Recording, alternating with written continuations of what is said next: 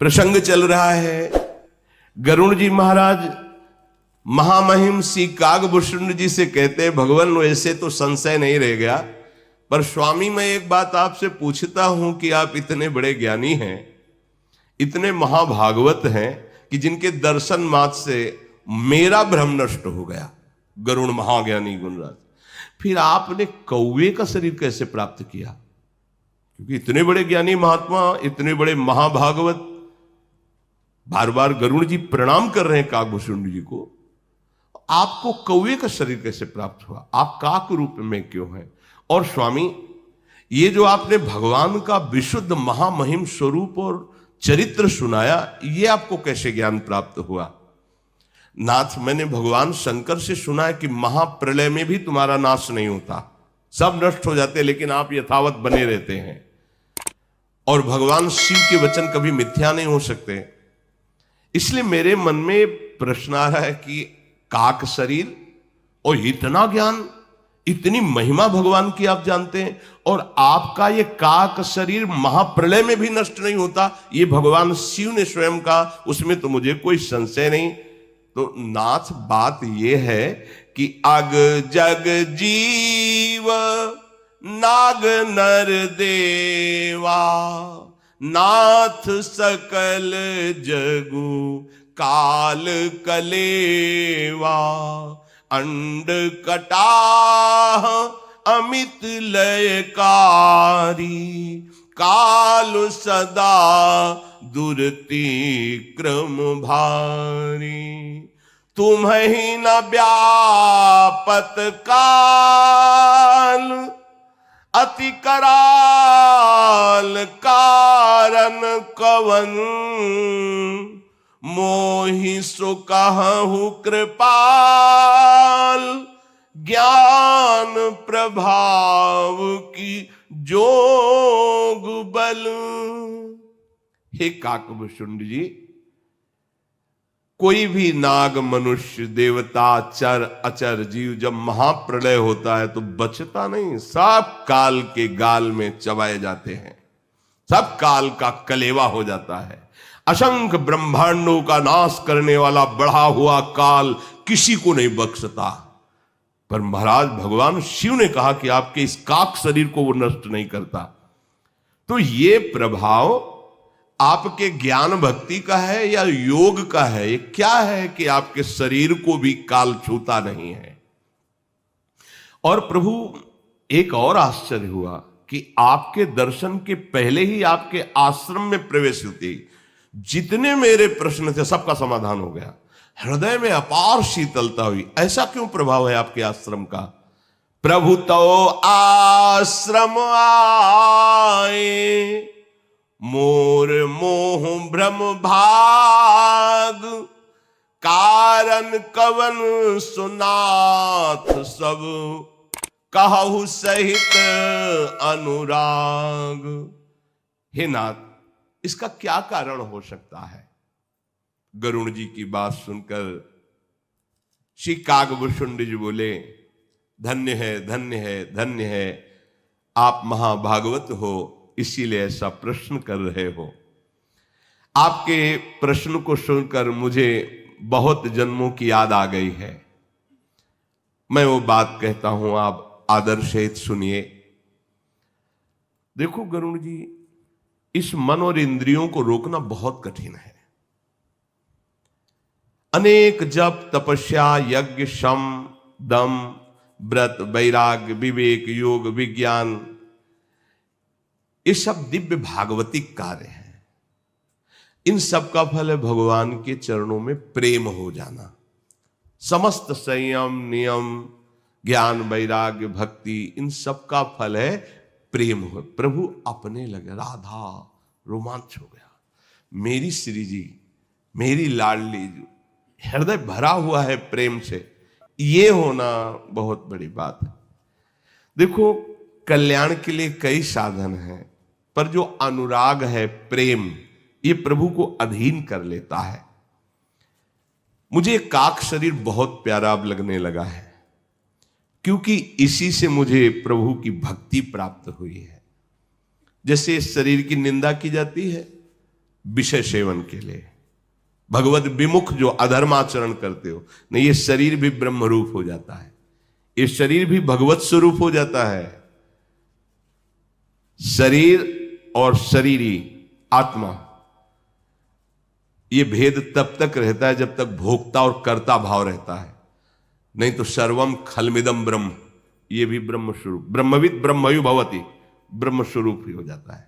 ब्रह्म स्वरूप हो क्या जाता है? वो तो है ही, केवल भोगों की मान्यता से भेद बुद्धि पैदा हो गई है।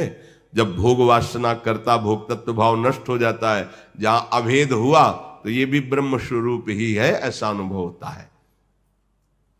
इस शरीर का मैं बहुत प्यार करता हूं, क्योंकि इससे मुझे भगवान की भक्ति मिली है, भगवान का प्रेम मिला है। गरुड़ जी, वेदों में ऐसी नीति है कि सज्जन पुरुष कहते हैं कि यदि भगवान का प्रेम प्राप्त हो तो अत्यंत नीच भीड़, तो वो परम पूजनीय हो जाता है, परम वंदनीय हो जाता है, परम प्यारा हो जाता है। तो यद्यपि शरीर अत्यंत नीच है, काक शरीर, पर इससे मुझे सच्चिदानंद प्रभु का प्रेम प्राप्त हुआ, इसलिए मैं कभी इसको त्यागता नहीं हूं। रेशम कीड़े से होता है, कीड़े से ही पैदा होता है रेशम, और उसके वस्त्र बनते हैं। अपवित्र कीड़ा होता है, पर रेशम को परम पवित्र माना जाता है, रेशम पवित्र माना जाता है। उस अपवित्र कीड़े का आदर होता है, क्योंकि उससे रेशम प्रकट होता है। ऐसे ही ये अपवित्र कीड़ा की तरह शरीर है, पर इससे भजन होता है, भगवत भक्ति होती है, साधु सेवा होती है, भगवत स्वरूप संसार की सेवा होती है, इसलिए बहुत अच्छा है। और अगर ये केवल अधर्माचरण में, तो धिक्कार योग्य है। फिर क्या है? ये थैला है, मलमूत्र भरा हुआ है, फट जाएगा किसी दिन। जैसे पानी का बुलबुला अच्छा दिखाई दे रहा है, किस सेकेंड फूट जाए कोई पता नहीं। जीव का स्वार्थ क्या है? यही कि मन वचन कर्म से भगवान के चरणों में प्रेम हो जाए। स्वार्थ साच जीव कहूं एहा, मन क्रम बचन राम पद नेहा। सोई पावन सोई सुभग शरीरा, जो तनु पाई भजिय रघुबीरा। जीव का सच्चा स्वार्थ ये है कि वो नाम जप कर ले, मन से वचन से कर्म से भगवान को रिझा ले। वही शरीर परम पवित्र हो जाता है, वही दर्शनीय हो जाता है। जिस शरीर को पाकर के भगवान की भक्ति अपने हृदय में प्रकट कर ले, भजन किया जाए, वो जगत बंदनी शरीर हो जाता। शरीर जो भगवान से विमुख हो, चाहे ब्रह्मा के समान शरीर हो, जो ज्ञानी जन है, भक्त जन है, उस शरीर की प्रशंसा आदर नहीं करते। इस शरीर से मुझे भगवान की प्रेम भक्ति प्राप्त हुई, इसलिए हे गरुड़ जी महाराज, ये काक शरीर मुझे बहुत प्रिय है। और मुझे वरदान मिला हुआ है कि मैं इच्छा करूंगा तभी शरीर छूटेगा, अन्यथा नहीं। इसलिए मैं कभी इच्छा नहीं करता इस शरीर त्याग की, क्योंकि मुझे इससे पावन भक्ति प्राप्त हुई है। पहले मुझे भगवान से विमुख होने के कारण बड़ी दुर्दशा भोगनी पड़ी है, काकभूषण जी कहते हैं। बहुत जन्मों में मैं भटका हूं, बहुत जन्मों की याद स्मृति है काकभूषण जी को। ऐसा नहीं कि मैं केवल धर्म विमुख ही आचरण करता रहा, मैंने योग भी किया है, तपस्या भी की, यज्ञ भी किया है, दान भी किया है, बड़े बड़े साधन किए गरुड़ जी, सब ये किया। कोई ऐसी योनि नहीं, 84 लाख योनियों में मुझे स्मृति है, मैं सब योनियों में गया हूं। कोई ऐसा कर्म नहीं जो मैंने कर्म ना किया हो। आहा, कह रहे नाना जन्म कर्म पुनि नाना, किए जोग जप तप मख दाना। कवन जोनी जन्म्यूं जहां नाही, मैं खगेश भ्रमि भ्रमि जग माही, देखेऊं करी सब कर्म गुसाई, सुखी न भयऊं अबहि की नाई, सुधि मोहिनाथ जन्म बहु केरी, शिव प्रसाद मति मोह न घेरी। हे गरुण जी, कोई ऐसी जीवनी नहीं जिसमें मैं जन्मा ना हो, कोई ऐसा कर्म नहीं जो मैंने किया ना हो, पर आज आपको कहता हूं भगवान के प्रेम में जो मुझे आज सुख मिल रहा है भक्ति में, वो किसी योनि में, किसी कर्म में, किसी लोक में मुझे नहीं मिला। भगवान शंकर की कृपा से मुझे सब याद है, मेरा ज्ञान अबाध है। जैसे 1 महीने पहले जो पहला सोमवार था, आपने क्या खाया? तो बाधित हो गया, समय ने बाधित, काल ने बाधित कर दिया स्मृति को। अभी 4 दिन पहले आप शाम के क्या पाए थे? शाम के 4 दिन के समय काल ने आपकी बुद्धि बाधित कर दी। लेकिन अबाध बुद्धि का तात्पर्य होता है 1 लाख जन्म पहले आप कौन थे, कहां थे, कैसे थे, ऐसे दिखाई दे रहा है जैसे वर्तमान, उसे अबाध बुद्धि कहते हैं। कोई भी बाधा नहीं, न वर्तमान की, न भूत की, न भविष्य की, अबाध बुद्धि। कह रहे भगवान शिव की कृपा से करोड़ों असंख्यों जन्मों का भी स्मरण हमारी बुद्धि में है, वो अबाध है। मैं भी बहुत क्लेशित रहा हूं अनेकों जन्मों में। प्रभु, एक जन्म की बात बताता हूं जहां से हमारा उत्थान हुआ भगवत मार्ग में। उस समय कलयुग ही चल रहा था। कागभूषुंड जी कल्पों कल्पों की बातें सब उनकी स्मृति में है। इस कलयुग में जितने भी स्त्री पुरुष सब होते हैं, वो धर्म शास्त्रों का विरोध करने वाले और मनमानी आचरण करने वाले होते हैं, अनुशासनहीन। और फिर जब फंसते हैं ऐसी जगह, अब क्या करें, कोई उपाय नहीं रह जाता। ये अनुशासन बहुत अमृत है, ऐसा ना समझिए। अगर यहां राजकीय अनुशासन, धर्म का अनुशासन, समाज का अनुशासन, गुरुजनों का अनुशासन, शास्त्र का अनुशासन स्वीकार किया जाए तो अधर्माचरण बिल्कुल बंद हो जाएगा। जो अनुशासनहीन है, उसी अंतःकरण में ऐसे संकल्प उदय होते हैं जो पापाचरण कहे जाते हैं, अनुशासनहीनता के कारण। निगम अनुशासन सब मानते थे, शास्त्र भाई शास्त्र ऐसा हम नहीं करेंगे, ऐसा शास्त्र विरुद्ध है। कहां, पता ही नहीं कि शास्त्र है क्या। तो हम कलयुग में जन्मे थे जिसमें अपने लोग वर्तमान में हैं। कागभूषुंड जी कह रहे हैं उसमें देखा कि सब अधर्म परायण हो रहे हैं। कलयुग में जन्मे तो पर भगवान की ऐसी कृपा हुई कि अयोध्यापुरी में मुझे जन्म मिला। कलयुग में जन्मा पर अयोध्यापुरी में जन्मा, और शरीर का जन्म शूद्र कुल में हुआ। मैं मन वचन कर्म से अयोध्या में जन्म होने के कारण मेरी भगवान शिव में स्वाभाविक रति होने लगी। बड़ा अभिमानी था, अन्य देवताओं की खुल के निंदा करता था और भगवान शंकर की आराधना करता था। भगवान शंकर की कृपा से धन बढ़ने लगा हमारे पास, उग्र बुद्धि का हो गया। कागभूषण जी कह रहे हैं थोड़ा उल्टा है। हरि लक्ष्मीपति है, इनका भजन करोगे तो अकिंचन बनते चले जाओगे। प्रायः इनके जितने महान भागवत हैं, या तो अंदर से राग रहित होकर के चक्रवर्ती सम्राट पद पर होते हुए भी महादैन्य है, और या फिर वास्तविक अकिंचन स्वरूप में। और ये महात्यागी हैं भगवान शिव, चिताभस्मा लेपो। पर इनकी जितनी आराधना करने वाले आपको मिलेंगे अब महामहिम।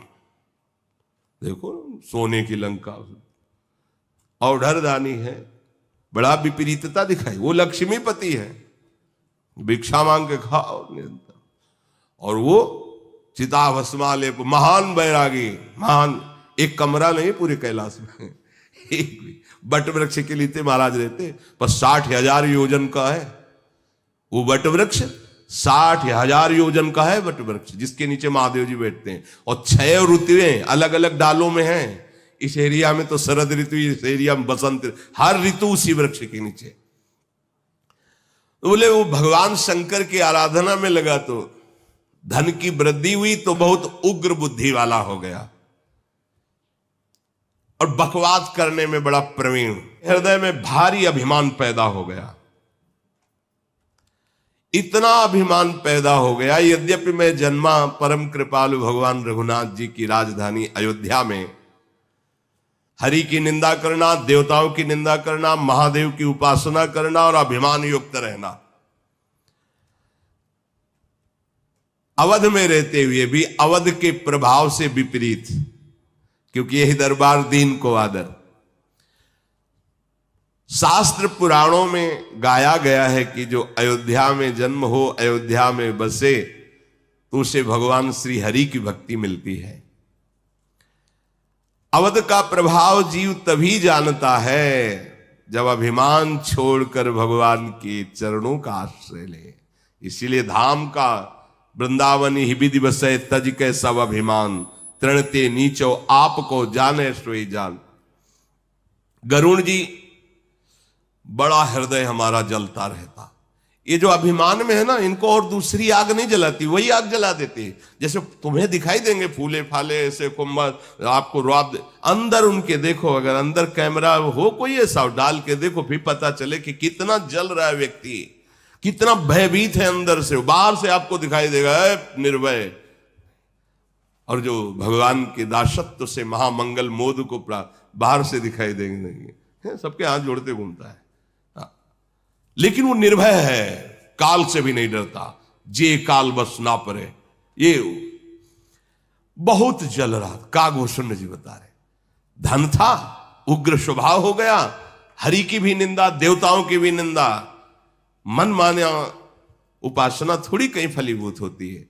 अब हृदय हमारा बहुत जलता, और जिससे मिलता तो सब कलिकाल के जीव मिलते, मतलब गलत सलाह देने वाले। आप देखो ना, गलत सलाह देने वाले आपको बहुत मिल जाएंगे। कोई ऐसा कहना, धन्यवाद भाई, आप तिलक लगाते हो, कंठी बांधते हो, आप वृंदावन जाते हो, सत्संग सुनते हो, नाम जप करते हो, कोई नशा नहीं करते, भाई हमारा तो मन कहता है आपके पैर छू लें। ऐसा कौन मिलेगा?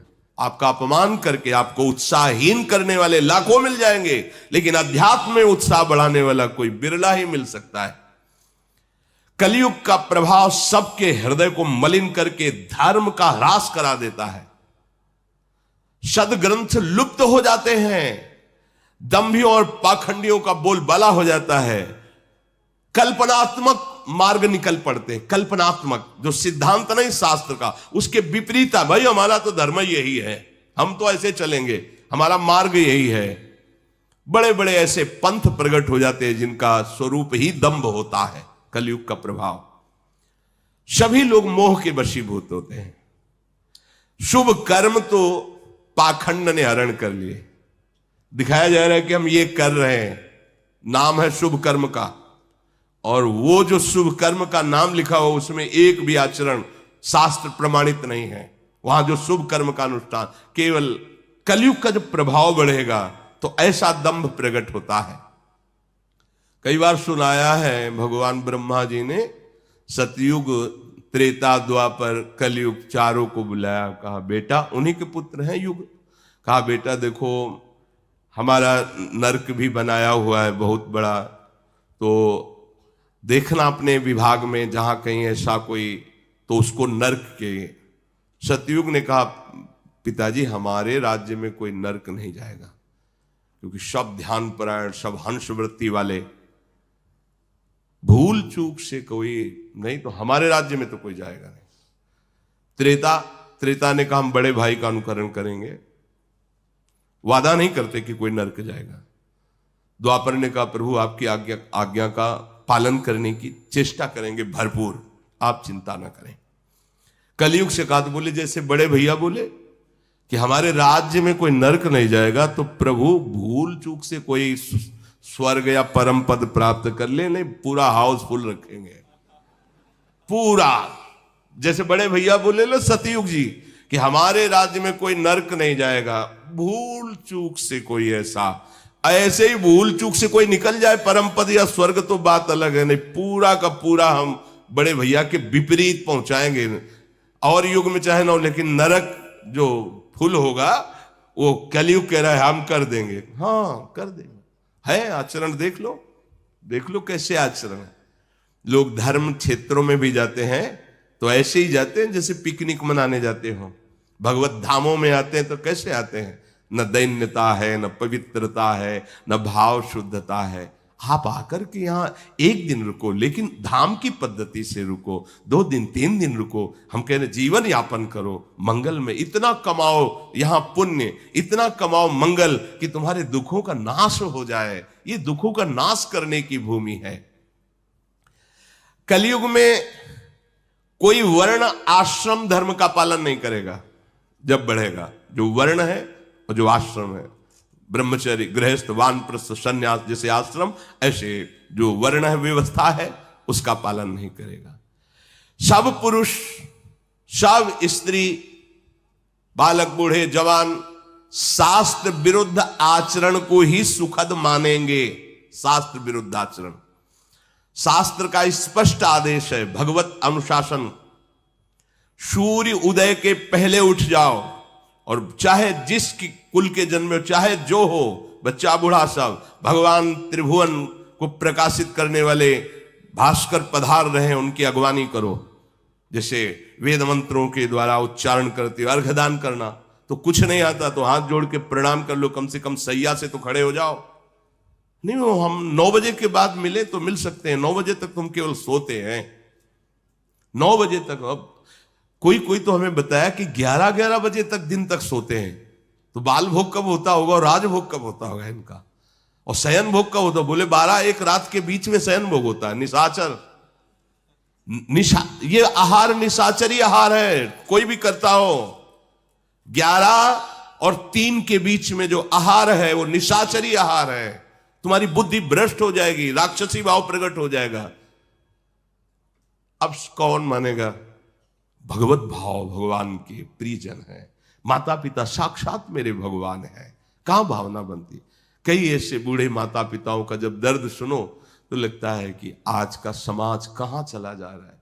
आप माना बहुत धनी हो, अपने बूढ़े माता पिता को वृद्धाश्रम भेज दिया, अनाथालय में भेज दिया, शर्म नहीं लगती? तुम्हें पालन पोषण किया, तुमको कहां भेज रहे हो? अनाथालय। तुम उनको वृद्धाश्रम, भले VIP व्यवस्था कर दिए, पैसा है, कैसे तुम? उनको इस व्यवस्था की जरूरत नहीं, तुम्हारे प्यार की जरूरत है। तुम उनके प्यारे पुत्र हो, वो तुम जब उनकी भले कम सेवा करो, लेकिन मुस्कुरा के 5 मिनट बैठोगे ना चरणों के पास, तो उनको इतने से कट जाएगा। और चाहे जितनी व्यवस्था कर दो दूर, तो उनका हृदय जलेगा, और वही व्यवस्था तुम्हारे लिए तैयार हो जाएगी। वही व्यवस्था तैयार होगी, ध्यान रखना, जो तुम अपने माता पिता के साथ करते हो। कलयुग में कोई शास्त्र आज्ञा को नहीं मानता। महाराज वर्णन है इसलिए कि प्रायः धर्म और वेदों को बेचा जाएगा कलयुग जब आगे बढ़ेगा।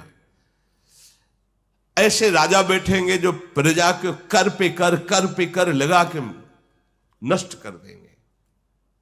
सच्ची मानिए, किसानों के दर्द को जो खेती नहीं करते वो नहीं जान पाएंगे।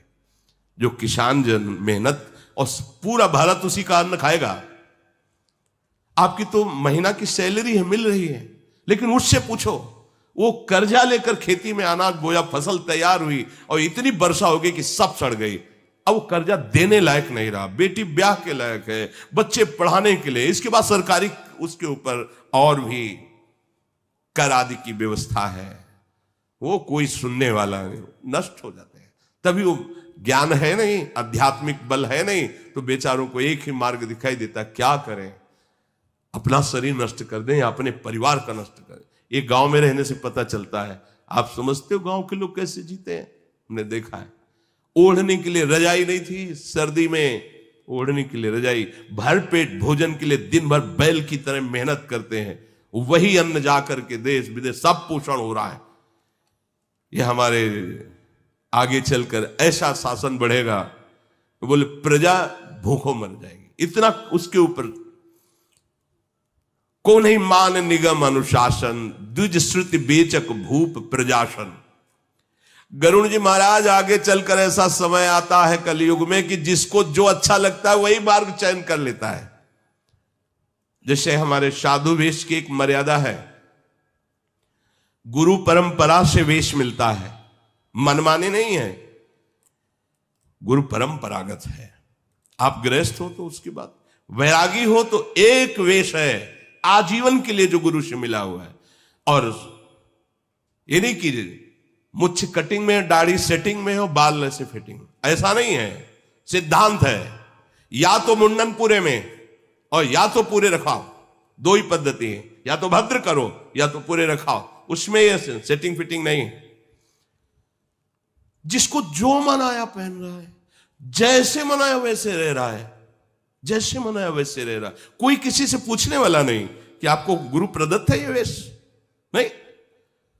सफेद पहन लिए, पीले पहन लिए, बाबूजी हमें जरा दीजिए ऐसा रुपया, वो कह रहा है आपका आदमी पैसा मांग रहा है, ऐसा कैसे हो सकता है? जैसे हमको किसी ने बताया कि आपका पीला पहने कोई, वो उधर पैसा, हमका हमारा एक भी साधक ऐसा नहीं। अनुशासनहीनता ही मृत्यु है, भगवत कृपा से ऐसा नहीं है एक भी। तब इनसे कहा कि जो केवल तिलक लगाए दिखाई देते हैं उनसे पूछो किस तारीख को कब आपने दीक्षा ली, नहीं ली तो केवल रज लगाओ, नाम जप करो, चिन्ह नहीं धारण कर सकते। अगर धारण किए हो तो दंड नहीं है, अपराध है, उसको तुम ऐसे नहीं, उसका दुरुपयोग नहीं कर सकते। तिलक लगा लिए, पीला ओढ़ लिए, 1 घंटा के लिए मार्ग में खड़े हो गए, ओ महाराज जी का स्वास्थ्य खराब, उसके लिए आपको सहयोग करेंगे, ये ऐसा कैसे हो सकता है? कहां है बात सुनी? बोले मार्ग में। तो मार्ग में तो कोई भी कुछ भी कर सकता है। इस क्षेत्र के अंतर्गत कहीं भी कोई किसी भी तरह का इस तरह की हरकत करता पाया जाए तो पक्का समझो वो हमारा विरोधी है, वो भगवत सिद्धांत का विरोधी, वो हमारा अनुगामी नहीं हो सकता, अनुगामी नहीं हो सकता। किसी भी तरह की याचना करने वाला हमारी श्री जी का शरणागत नहीं हो सकता। या मंगबो भलो नो बाप सो जो प्रभु राखे टेक, मृत्यु बर्दाश्त है, ऐसे करना बर्दाश्त नहीं। समुझ जाए शरण, समझो हम जिनकी शरण में है, पोषण भरन न चिंत कराए, श्री हरिवंश विभव बिलसाई, वृंदावन की माधुरी। थोड़ा जल्दी, ये जो धर्म विरुद्ध वेश धारण कर लेना, धर्म विरुद्ध उद्देश्य बना लेना, ये कलयुग का प्रभाव है। श्री काकभूषुंड जी कहते हैं, गरुड़ जी महाराज, वेश रचना भी आचार्य परंपरा के अनुसार रखी गई। इसीलिए हमारे देखो ना, रामानुजाचार्य, पूज्य श्री रामानंदाचार्य, पूज्य श्री निम्बारकाचार्य, अलग अलग आचार्य महापुरुष, अगर संन्यास में आद्य गुरु भगवान शंकराचार्य, अलग अलग मार्ग में भगवान अवतरित हुए। वेश, चिन्ह, उद्देश्य, परंपरागत मंत्र, उपदेश, ये सब एक बोले ये मनमानी आचरण करके हुए कितने ऐसे लोग दिखाई देते हैं। हम लोगों में ये शिक्षा दी जाती थी कि बनारस में हो, अगर कोई संत मिला, पहले वहां था बड़े बड़े संतों में कोतवाल रहते थे, तो जैसे आप संत संगोष्ठी, तो गेट में बैठे, कुर्सी डाले, दो संत ही खड़े हैं, आपका प्रेम पट क्या है? अब वो सिद्धांत में नहीं जुड़ा हुआ है, परंपरा से नहीं, प्रेम पट। आपका योग पट क्या है? तुरंत कपड़े उतारो, उसको सादे कपड़े दो, दोबारा हमें काशी में कपड़े पहने ना दिखाई देना। उससे क्या होता था, ये जो कहते हैं ना कि साधु ऐसे कहे, ऐसे नहीं। अब कोई किससे बोले, कोई कुछ भी पहन ले, कोई कुछ भी बोल ले, हम आपको ये प्रार्थना करते हैं, कहीं कोई विशेष कष्ट में है, आप देख लीजिए, उसकी सेवा कर दीजिए। पर संत ऐसे नहीं होते, आप ये बात समझ लेना, ऐसे नहीं होते। ये हम तुम्हें घोषणा करके कहते हैं, ऐसे नहीं होते संत। संत ऐसे होते हैं, भरण पोषण तुम्हारे द्वारा जिनका भाव होता है, वो विश्वंभर भगवान के दास नहीं होते, वो जगत के भोगों के दास होते हैं। विश्वंभर भगवान के दास ऐसे नहीं कर सकते। एकादशी फलाहार करा दो, वो एकादशी किस काम की जिसके फलाहार के लिए हमें भीख मांगनी पड़े? वो यज्ञ किस काम की जिसके लिए हमें भीख मांगनी पड़े? वो भंडारा किस काम का जिसके लिए हमें भीख मांगनी पड़े? हमारा निरंतर अंदर भंडारा चल रहा है, यज्ञ हो रही, हम प्रति श्वास को भगवान के चरणों में अर्पित करें, इससे बड़ी कोई यज्ञ नहीं। हम प्रतिपल इंद्रियों को भगवान नाम से तृप्त कर रहे हैं, इससे बड़ा कोई भंडारा नहीं। हमारे रोम रोम भगवान की दासत्व से युक्त हो जाए, इससे बड़ा जगत मंगल नहीं। वायु छू के स्पर्श करके पापों का नाश करेगी, समझना है। कागभूषुंडी जी, जो जितना दंभ पाखंड कर पाएगा उसे उतना ही बड़ा कहा जाएगा। जो दूसरे का धन हरण कर ले वही बुद्धिमान कहा जाएगा। जो जितना नीच आचरण कर ले उसी का सम्मान होगा। जो जितना झूठ बोल ले, दिल्लगी कर ले, जितना बेईमानी कर ले, उतने गुणवान कहा जाएगा। जो आचारहीन है, वेद शास्त्र का अपमान करने वाला है, कलयुग में वो उसी का सम्मान कहा जाएगा। अशुभ भेष भूषण धरे भक्षा भक्ष जे खाहि, ते जोगी ते सिद्ध नर पूजते कलयुग माहि। जो अमंगल वेश, अमंगल भूषण, अमंगल खान पान, वही कहे जाएंगे। बड़ा कलयुग का विचित्र तांडव होता है गरुड़ जी। जो अपने आचरण सदैव दूसरों को दुख देने वाले करते हैं, जे अपकारी चार तिनकर गौरव मान्यते, उन्हीं का बड़ा गौरव, उन्हीं का बड़ा सम्मान होता है। मन वच कर्म लबार तेई बक्ता कलिकालम। कागभूषुंडी जी कह रहे हैं गरुड़ जी से कि मन और वचन और कर्म से विषयों में प्रीति रखने वाला और झूठ का बल रखने वाला, जितना वाणी में प्रवीण कहा जाएगा वही वक्ता माना जाएगा। वक्ता का तात्पर्य है शास्त्र की बनाई हुई मार्ग से कभी इधर बिलग न जाए। या तो अपनी अनुभूति, जो तस्मा शास्त्रम प्रमाणम, यह शास्त्र वचन, बस उतना ही। हमें यह नहीं कि हमें सब कुछ आता है, शास्त्र नहीं है हमें से, वो कभी अनुभूति वाली बात नहीं। भले बात पूरी तुम्हें कंठस्थ है, लेकिन शास्त्र सामने रखना हो अनिवार्य है। ये हम गुरुजनों की बात करें कि जैसे चतुराशी जी का गायन कर रहे हैं और हाथ में चतुराशी जी नहीं लिए बैठे हुए हैं, क्यों? चतुराशी जी सामने क्यों नहीं? जी कंठस्थ है तो क्या हुआ, सामने उसको रखो, दर्शन करते हुए जो पद है उसको, भले कंठस्थ है पर आप सामने रखिए।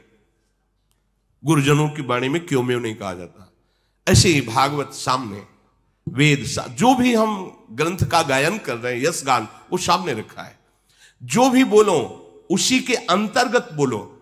जिस विषय को लिया है, ये नहीं उत्तर दक्षिण कहां भाग रहे हो कुछ पता नहीं चल रहा है। जो विषय लिया है उसी विषय में ही, उसी विषय को पुष्ट करने के लिए, और शास्त्र सम्मत, साधु सम्मत और हृदय सम्मत तीनों मिलने चाहिए। शास्त्र, साधु और हृदय, तब वो बात परिपक्व मानी जाती है। जो शास्त्र में लिखा है, जो संतों ने अनुभव किया है, वही हृदय में है, वो वाणी अंदर से प्रकट हो रही है। जो मन वचन कर्म से भोगों की चाह रखकर और झूठ पर झूठ, क्या होता है कि सामने वाले को तो पता है नहीं इसका अर्थ क्या है, सामने वाले को पता नहीं। अब वो अर्थ हम अपने मन के अनुकूल कर रहे हैं। शास्त्र का अर्थ मन के अनुकूल नहीं होता। हम वो बात घुमा के ऐसे ला रहे हैं जिससे वासनाओं की पूर्ति हो, ऐसा नहीं। ये कपट है और ये कपट तुम्हारा पतन कर देगा। चौथी भगत मम गुणगन करे कपट तजिगान, भगवान के ये कपट है। सीधा और उसका भाव बोलिए, जो शब्द लिखा है उसको घुमा के और अपनी वासना परक उसका अर्थ नहीं करना चाहिए। सीधे बोलिए शास्त्र क्या बोल रहा है। थोड़ा चोट लगेगी, अगर इसमें लिखा है तो हमारे भी हृदय में चोट लगेगी, गलत है। आपके हृदय में चोट लगेगी तो हमें सुधरना होगा ना। तो सुधरने के लिए तो सत्संग हो रहा है, हम भी सुधरे, आप भी सुधरो। तस्मात् शास्त्रम प्रमाणम ते, जहां हमें कमी लग रही हो हम सुधार करें, जो आप सुन रहे हो आपको कमी लग रही नहीं, ये बोलेंगे तो लोग नाराज हो जाएंगे, फिर बात नहीं बनेगी। तो शास्त्र किस बात का, फिर तो मनोरंजन हो रहा है। शास्त्र मनोभंजन करता है, तुम्हारे मन की अशुभ वृत्तियों का नाश करके भगवदाकार वृत्ति प्रदान करता है। तो गरुड़ जी महाराज को कागभूषुंडी जी उस कलयुग के समय की बात बता रहे जिस समय जन्मे हुए थे। हाँ, तो ये प्रार्थना कर रहे हैं कि जैसे शनिवार रविवार को बहुत भीड़ होती है ये दर्शन देने वालों लोगों की, वहां से लेकर यहाँ तक। तो बीच में जो नित्य छोटे छोटे बच्चों को लेकर परिवार के जन खड़े होते हैं, उनसे प्रार्थना है कि वो शनिवार रविवार को बिल्कुल ना खड़े हों। आज मुझे भी बहुत ऐसा लगा कि छोटे छोटे बच्चे जिनसे हम राधे राधे करते हैं रास्ते में, वो इतनी भीड़ थी कि हम बार बार लौट के देख रहे थे कि वो सुरक्षित अपने माता पिता के हाथ में है कि नहीं तो भीड़, नौजवान लोग बाहर से आते हैं, राधे राधे ही सही पर ऐसा जोशीला स्वरूप प्रकट करते हैं कि कहीं वो बच्चा गिर गया और तो फिर बड़ा असहनीय हो जाएगा। इसलिए हम अपने जनों से प्रार्थना करते हैं कि शनिवार रविवार को प्रायः लगभग ऐसी भीड़ दिखाई देती है, तो जहां वहां ना खड़े हों, अन्य दिनों में दर्शन, क्योंकि छोटे बच्चे हैं, आप अपने शरीर को संभालेंगे कि उस बच्चे को संभाल। अब छोटा बच्चा गोद में ले, किसी का धक्का लगा, सामने गिरा, वो अहित हो जाएगा। इसलिए जो शरीर के वयोवृद्ध जन हैं और जो बच्चे हैं वो ना जाएं भीड़ में, अपने घर के हैं कभी भी दर्शन कर लिए आपस में, और नहीं तो यंत्र है उससे दर्शन कर लिए। कोई अमंगल हो जाए, वैसे महारानी जो सर्वसमर्थ हैं, पर अपने लोग काहे को छोटी सी बात के लिए महारानी जी को अर्जी लगावे कि आप अपना वहां सामर्थ्य दिखाइए, किसी को अहित ना हो। अब हमारे ही चित्त में छो हो रहा था, वो बच्चा जैसे दंडवत, ऐसे 50 लोग दौड़ रहे हैं। अब नौजवान है, वो तो रात भर चल के आए, तो उनको लगता है जय बार दर्शन कर लें, एक बार दो बार तीन, तो धक्का वो अच्छा नहीं, पर नहीं मानेंगे, वो नहीं मानेंगे। अपने लोग सत्संगी हैं, वयोवृद्ध शरीर और छोटे बच्चे, ये प्रायः भीड़ में ना खड़े हों। जिन दिन ज्यादा भीड़ है, कोई उत्सव है, वहां मत खड़े होइएगा, क्योंकि ये शरीर भगवत प्राप्ति के लिए है। कोई अंग भंग हो जाए, कोई हानि हो जाए, फिर हमें अच्छा नहीं लगेगा, फिर आना जाना हमारा मतलब बाधित हो जाएगा। किसी को कष्ट हो, हम ऐसी जगह क्यों जाएंगे? इसलिए आप सावधान। और ये प्रार्थना करें कि हम लोग जितने सेवादार हैं सब आपके ही दास हैं, आपकी सेवा के लिए हैं। अगर आप हमारी बातें नहीं मानोगे, वहां जैसे रोक रहे हैं, जबरदस्ती करोगे, तो हम आपको कैसे फिर सुविधा दे पाएंगे? अब जान रहे आप कितनी छोटी जगह है। अच्छा, यहां किसी से कुछ मांगने जांचने वाला विषय है नहीं, हमारी श्री जी के द्वारा। अब हमसे ये कहो कि व्यवस्था करो, देखो भाई, हम ये प्रपंच हमसे नहीं होने वाला। श्री जी ने कर दिया, जितनी व्यवस्था है उतनी में बैठ लो। अब इतने में कितने लोग, 4-5 हजार लोग आते हैं, 4-5 हजार में 50 लोग अंदर किए गए, तो जो बाहरी बचे वो तो गाली ही देंगे ना, मन में सोचेंगे कि बाबा जी इनको क्यों बैठा लिया, हमें क्यों, हमारे पास जगह नहीं है। आप खुद देख लो, व्यवस्था नहीं है। एकांतिक जहां केवल 15 आदमी बैठ सकते हैं, वो भी जबरदस्ती। कितने बैच आप एकांतिक में रखोगे? अब किडनी पेशेंट ये शरीर है, इसको हम ज्यादा देर ऐसे बैठा ले रहते हैं, पूरे दिन भर पड़े रहते हैं, बुखार आता है, क्योंकि उस पर वजन पड़ेगा ना ज्यादा। पर हमें लगता है जितना सुख मिल जाए, जय दिन शरीर चल रहा है, सबका मंगल हो जाए, तो ये कोई ना समझे कि किसी को बड़ा समझ करके एकांतिक में बैठाला जा रहा है। जगह नहीं है, बहुत कम जगह है। अगर हम ऐसे इतनी जगह में एकांतिक करें तो हमारी श्री जी की सेवा और पाठ रुक जाएगा। अब इसमें एकांतिक करें, 400 लोग बैठ जाओ इकट्ठे, तो एकांतिक में हो गया, 2 बार में सब निपट जाएंगे। अब 1000-2000 लोग एकांतिक के लिए तैयार है, 15 आदमी बैठेंगे, तो अगर हम 60 आदमियों को तय, तो 15 चौको 60, 4 बैच में वो अंदर बैठेंगे। अब 60 लोगों को केवल बैठा ला, इतने में हम पसीना पसीना, और इनसे इशारे में अभी कितने हैं? बोले अभी 250 लोग दर्शन के लिए। उनसे प्रार्थना कर दो कि प्रणाम न करें, केवल हाथ जोड़ करके निकल जाए, क्योंकि शरीर में दर्द हो रहा है। ए भाई प्रणाम, अरे हमें प्रणाम भी नहीं कर। अच्छा, वो उनका भी कहना ठीक है कि 1 घंटे से हम लाइन में खड़े हो, तुम सामने आके केवल झुकने भी नहीं दे रहे हो और कह रहे हो निकल जाओ। तो इस शरीर की अव्यवस्था है, और इस सुविधा हमारे पास ऐसी नहीं है कि हम सबको इकट्ठे बैठाल के प्यार दे सके, सबसे एकांतिक वार्ता कर सके। तो आप हमारा सहयोग कीजिए। जिनको ये कहते हैं कि हाँ ठीक है, आप अगली बार देख लीजिए, या हम कैसे करें, आप सब बताओ, कोई उपाय दूसरा है?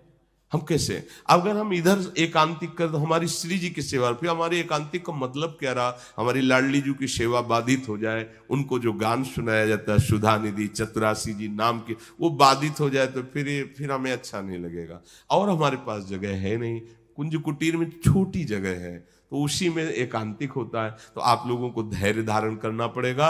आप अगर इनसे नाराज होगे, धक्का दोगे, या ऐसा कि तुम किसी को विशेष समझकर, हमारे लिए यहाँ कोई विशेष नहीं है। हमारे लिए सब श्री जी के प्यारे हो, पर हमारे पास अव्यवस्था है, उतनी व्यवस्था नहीं कि हम कर सकते हैं। देखो आज हमने देखा कि हमारे जो वृंदावन की पुलिस पसीना पसीना हो रहे हो और खुद धक्का सह रहे हैं, भीड़, हम उनको प्रणाम करते हैं, वो कितना सहयोग दे रहे हैं। अगर वो सहयोग न दे तो अपने कैसे, तो आप लोग अपने नहीं हो क्या? हमें ये प्रश्न उठता है कि क्या ये जो लोग दर्शन करने आते हैं ये हमारे नहीं है क्या? इनके लिए हमको व्यवस्था ऐसी करनी पड़े कि कोई इनको जबरदस्ती रोके? तो हमें लगता है अगर आप लोग धैर्यपूर्वक खड़े रहें, या आप लोग ये जो श्री जी के जन हैं, आपके सेवक हैं, आप इनकी बात मान लें तो अच्छा रहेगा। तो कोई भी ये ज्यादा जोर न करे कि हमें हाल में ही बैठना, क्योंकि हाल में आदि तो हम ही घेरे हुए हैं, हमारी श्री जी ऐसा। अब कितने लोग बैठेंगे इसमें? जितने केवल वहां सामने खड़े थे उतने आ जाए तो सब जगह नहीं हम आएंगे, वहां केवल सामने खड़े। अब हमारे पास असुविधा है, इसलिए आप असुविधा में भी आनंद ले, ऐसा व्यवहार करें। धक्का मुक्की, लड़ाई झगड़ा, किसी को कष्ट ऐसा न, और अपने जन इतना भावुकता को समेटिए कि छोटे छोटे बच्चे जो हैं वो भीड़ में मत ले जाइए, कहीं कोई अमंगल ना हो जाए। अपने कभी भी मिल सकते हैं, जैसे अन्य दिनों में है तो अन्य दिनों में खड़े हो जाए, अन्य दिनों में जगह रहती है, शनिवार रविवार मत आइए जिससे कोई अमंगल ना हो जाए। श्री राधा वल्लभ लाल की।